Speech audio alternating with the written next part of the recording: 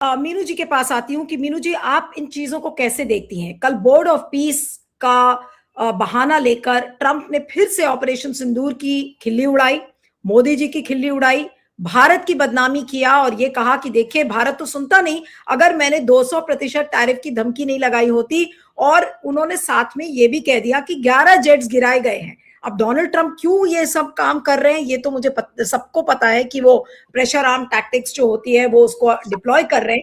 लेकिन भारत की कमजोरी कि खुद जाकर अपनी बेइज्जती वहां कराने के लिए भारत बैठा हुआ है, क्या भारत को यह पता नहीं था कि इस तरीके से डोनाल्ड ट्रंप बोलेंगे? बोर्ड ऑफ पीस तो सारे कॉन्फ्लिक्ट्स को रिजॉल्व करने वाला बोर्ड है, तो ये तो सबको पता था कि डोनाल्ड ट्रंप, किसी बच्चे बच्चे को भी अब तो पता होगा कि बोर्ड ऑफ पीस जैसे फोरम में डोनाल्ड ट्रंप इस बात को कहेंगे ही कहेंगे। लेकिन फिर भी वहां भारत ऑब्जर्वर के रूप में पहुंचा और देखिए डोनाल्ड ट्रंप ने क्या कह दिया, 11 जेट गिरा दिए गए, 200% हमने टैरिफ लगाई भारत और पाकिस्तान के ऊपर, तभी वो जाकर माने।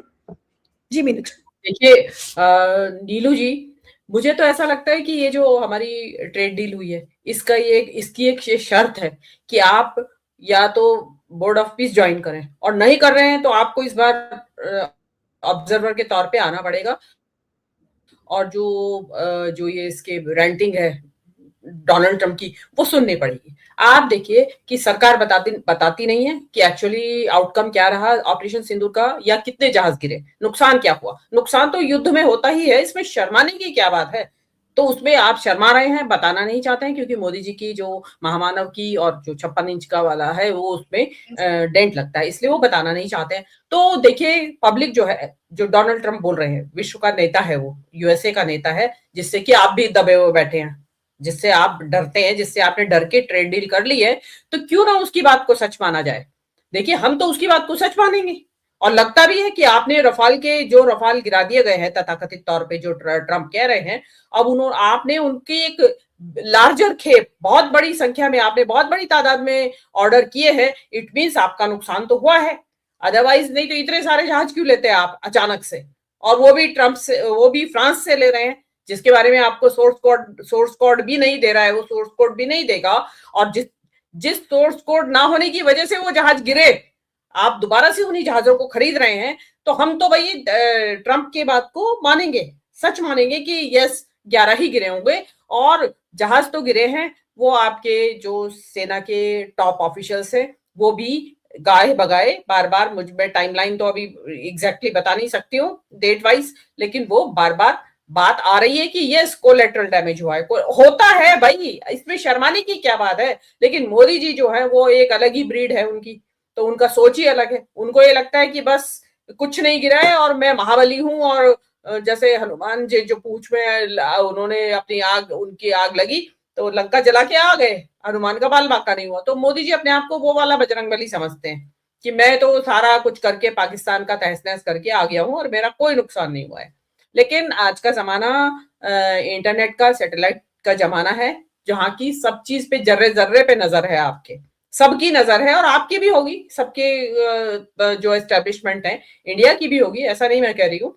तो उसमें आपको जो डोनाल्ड ट्रंप कह रहे हैं, देखिए वो आपको जब तक बेइज्जत करता रहेगा, वो आपकी चिचालेदारी आपको नीचा दिखाता रहेगा, जब तक आप बोर्ड ऑफ पीस ज्वाइन नहीं करेंगे और सीज फायर की बात नहीं मानेंगे।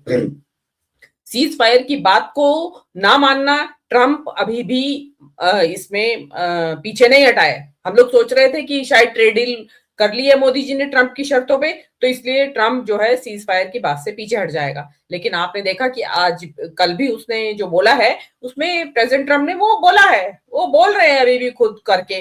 तो हमें ये भी लगता है कि इसके बावजूद भी अगर ट्रंप बोले जा रहे हैं, तो देखिए एक आदमी झूठ बोलता है तो एक लिमिट होती है ना झूठ बोलने की भी, तो कितनी देर बोलेगा झूठ। तो वो इट मीन्स ट्रंप की बात में सच्चाई तो है, बिल्कुल है सच्चाई, कि यूएस ने हमारा जो ये ऑपरेशन सिंदूर के दौरान था वो कराया है। तीसरी बात इसमें यह है कि लॉजिक दिया जा रहा है कि हमने ऑब्जर्वर की हैसियत से इसलिए ज्वाइन किया है कि क्योंकि हमें पता रहेगा वहां पे क्या बातचीत हो रही है। भाई आपको क्या पता रहेगा, आपको यही तो महज आपको मेनली तो यही पता रखना है कि भाई पाकिस्तान को लेके क्या बात हो रही है, क्योंकि पाकिस्तान वहां इज ऑन बोर्ड, वहां पाकिस्तान उसमें मेंबर बना रखा है उन्होंने, तो आपको पता रहेगा। लेकिन क्योंकि पाकिस्तान मेंबर है, तो एनी टाइम आपके कश्मीर का मुद्दा ट्रंप उठाएगा, क्योंकि ओनली लिहाजा उसके एम्बिट में नहीं है। जो ट्रंप ने उसके जो 22 जनवरी को शायद ये स्टैब्लिश हुआ था, इसका इनॉग्रेशन हुआ था, उस दिन उन्होंने बोला था कि दुनिया भर में जहां भी कॉन्फ्लिक्ट जोन्स हैं वहां हम इंटरवीन करेंगे, और उन्होंने ये बताया कि यूएन का सब्स्टिट्यूट है ये, it will take place of UN, मतलब उसको आउटपेस कर देगा। तो आपके जिस दिन, हाँ ये जरूर है कि आपको पता चल जाएगा कि किस दिन आपके कश्मीर का मुद्दा या सिंधु जल विवाद का मुद्दा किस दिन ट्रंप उठा रहा है वहां पे। और जो आपका जो ये सब करने के बावजूद भी हमें ये समझ में नहीं आ रहा है कि आपने ट्रेड डील उनके हिसाब से मान ली। आप ट्रंप से इतना डरते हैं कि जहां ट्रंप दुनिया के किसी भी कोने में होता है वहां आप जाते नहीं है, कोई भी समिट हो कुछ भी हो आप वहां जाते नहीं है, और डरते हैं। ट्रेड डील साइन कर ली है और चुप बैठे हैं, बिल्कुल कुछ भी हो जाए, मतलब ट्रंप की बात को आप वापस कोई प्रतिकार देते नहीं है। तो उससे ये लगता है कि आपके बहुत कुछ ट्रंप के ने जो है आपकी पूंछ पकड़ रखी है और आप हिल नहीं सकते हैं बिल्कुल। इसमें। और क्योंकि सोचने वाली बात है, हम ऑब्जर्वर की हैसियत से पहुंचे, तो कोई नेटो का कंट्री वहां नहीं पहुंचा ऑब्जर्वर की हैसियत से, कोई G7 वहां नहीं पहुंचा ऑब्जर्वर की हैसियत से, कोई G20 से नहीं पहुंचा ऑब्जर्वर की हैसियत से। हमें ऐसी क्या बेचैनी हुई थी? इट मीन्स वहां पे दबाव है कि आपको यहाँ बैठना पड़ेगा, और मेरे जो टॉन्ट्स है मेरे, वो सुनने पड़ेंगे आपको। जी ठीक है, मैं मीनू जी के पास आती हूँ। मीनू जी, जो आपने बात कही कि डोंट बी सरप्राइज कि अगर इस ग्लोबल फोरम पर भारत और पाकिस्तान के बीच कश्मीर इशू भी लेकर डोनाल्ड ट्रंप बैठ जाएंगे, तो फिर हम क्या करेंगे? हम तब भी बैठकर सुनते रहेंगे? जो भी वो कहेंगे हम चुपचाप सुन लेंगे, क्योंकि डोनाल्ड ट्रंप के सामने सिर झुकाना हमारी मजबूरी होगी। जी, आप खाली कश्मीर तक ही ना महदूद रखें बात को। सिंधु जल संधि जो है वो भी कहेंगे भाई अभी गर्मी आ रही है, क्योंकि अभी तक जब तक ये पानी रोका गया है अभी गर्मी का मौसम नहीं आया है। अब गर्मी आएगी तो पाकिस्तान में डेफिनेटली एक ह्यूमैनिटेरियन क्राइसिस भी पैदा होगा, तो वो डेफिनेटली इस बोर्ड ऑफ पीस में उठेगा मुद्दा। और जिस हिसाब से मोदी जी का दिखाई दे रहा है, तो वो मोदी जी वो विल ईट द क्रो, जो डेफिनेटली छोड़ना पड़ेगा इनको पानी की दबाव में आके उसके ट्रम्प के, और उसको छोड़ना पड़ेगा मोदी जी को पानी। तो वो चीज एक से ये भी नहीं, आप देखिए नेपाल भी सिर उठाएगा, वो लिपुलेक लिम्पीधुरा जो जो जगह है वो कहेंगे जी हमारी भी करवा दो, हमारा भी इसका डिसाइड करा दो। तो चाइना तो खैर नहीं है, तो वो तो थोड़ी देर के लिए आप मान के चलिए। ये ट्रम्प जो है इसको अपनी प्राइवेट लिमिटेड कंपनी की तरह चला रहे हैं। आप ये देखेंगे कि इसमें अभी हनुमा जी ने इसके जो अकाउंट्स की बात की कोई मतलब कोई ये नहीं है कि पैसा कहाँ से आया और कहाँ गया। वहां पे ये है कि कैश जमा करा दीजिए आप, जो $1 बिलियन के लिए आपको परमानेंट मेंबरशिप मिलेगी, उसका कैश का मतलब क्या है? मतलब कहीं पे भी आपके छोटा सा अमाउंट हमारे बैंक में नहीं जमा करा सकते आप विदाउट PNR नंबर, और वहां कह रहे हैं कि आप कैश जमा कराइए। तो आपको वो ये इससे पता चलता है कि उसमें कुछ नहीं है, केवल जो मेंबर कंट्रीज बनेंगे उनसे पैसा लूटने की कवायद है।